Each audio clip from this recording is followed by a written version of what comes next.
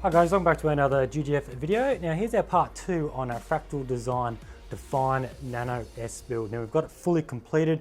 We've got it decked out with some pretty sweet water cooling, and we've gone with the blue and gold theme. At first I just started off with the gold fittings and the TT ring fans.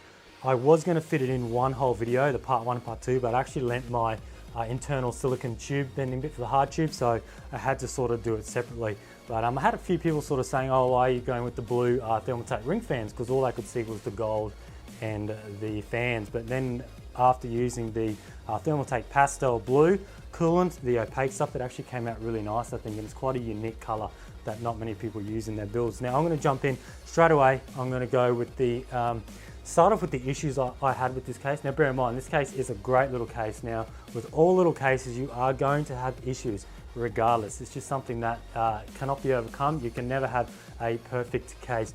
Now number one, it's not a huge issue. I'm not going to go on 20 minutes about it, but the internal radiator or the internal top clearance for certain motherboards. Now the motherboard I'm using is Asus Republic of Gamers Impact 6. Now the only issue with that is it's got the dedicated vertical VRM module along the top of the board. Now that sticks out quite a bit, it's quite high, and that allows me to just fit in a fan, and there's a little bit more clearance, and you can't even fit anything else under there except for fans. Now mind you, there's probably only 4 boards or so on the market, if that have the VRM module like that. I think there's probably 30 or 40 ITX boards out there, so I don't see a huge concern with that. If you're using a standard board, I had a look, you should be able to fit up to 60 millimeters of clearance, 50 to 60 millimeters of clearance, depending on how high your RAM is, because Fractal have actually pushed your radiator and your holes all the way towards the left side panel of the case, so you can sort of come down a little bit lower, which is good. But yeah, definitely with impact users, be wary of that. Another issue, pass-through holes for your cables. Now I've sort of gone all out here in worst case scenario.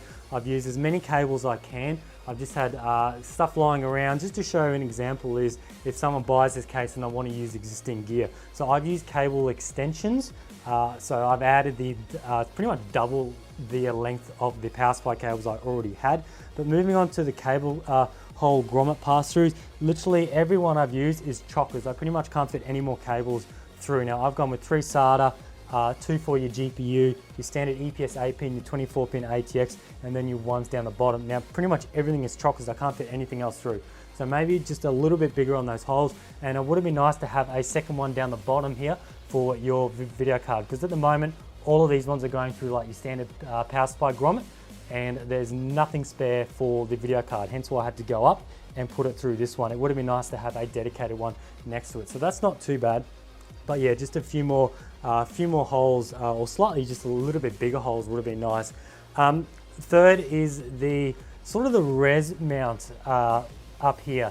As you can see, I didn't end up going with the radiator I wanted to. I wanted to go with this one here, which is about 53 point something millimeters in thickness. Now this went in fine, it cleared the video card, but if I wanted to use the Fractal's default reservoir mounts they've included, it pushed the reservoir too far towards the front. So as you can see, I'm using the default rails now. You do have a little bit of play on where your res can go, but the rails go in the one spot, but your res can slide on the rails. So at the moment I've got the res in there.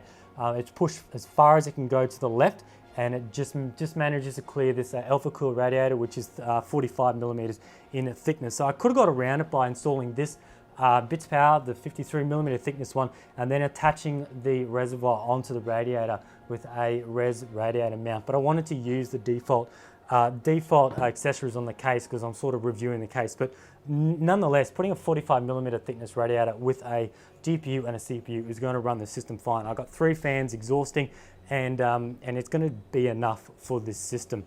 All right, now moving on to the last option I found. So there are only 4 issues. Was the rear clearance. I pretty much knew this was going to be an issue from the start. Oops, there goes that. And I actually added some nice decals on the front as well, which you probably saw, just to sort of top it off. As you can see there, absolutely chockers. I'll try and get that in the right light. Absolutely chockers there. Now, as I said before, I did go worst case scenario. I used extensions. I used 3 drives. I got into 4 terabyte drives, 2 SSDs, the HyperX there, the W2 SSHD, and this thing is a beast. Now, as you can see, there is absolutely nothing left I've gone sort of to the max. So my tip, if you are looking at purchasing this case, either don't run extensions, so you're just gonna have to use the bare power supply cables, or run a fully modular cable and get some sleeve cables that aren't extensions, the ones that run straight from the power supply itself. So get some sleeve ones that go straight in, like cable mod or something like that. But apart from that, it's pretty much expected it was going to be jam-packed. If you're not using a hard drive, you're just going with SSDs, you would have this whole area free for extra room. So that's not too bad there. But I do have 5 fans in this little beast. So yeah, it is quite jam-packed. But yeah, that was pretty much the four sort of only issues I had with this build. But apart from that, I really did like the pump tray. Mind you, only 2 of the 4 holes lined up.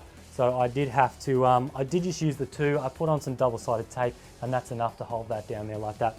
Now looking at GPU wise, I got a GTX 780 DCU2. Now you would be able to fit a, what's this? This is a Monster Strix DC3 390X. Now this would still fit.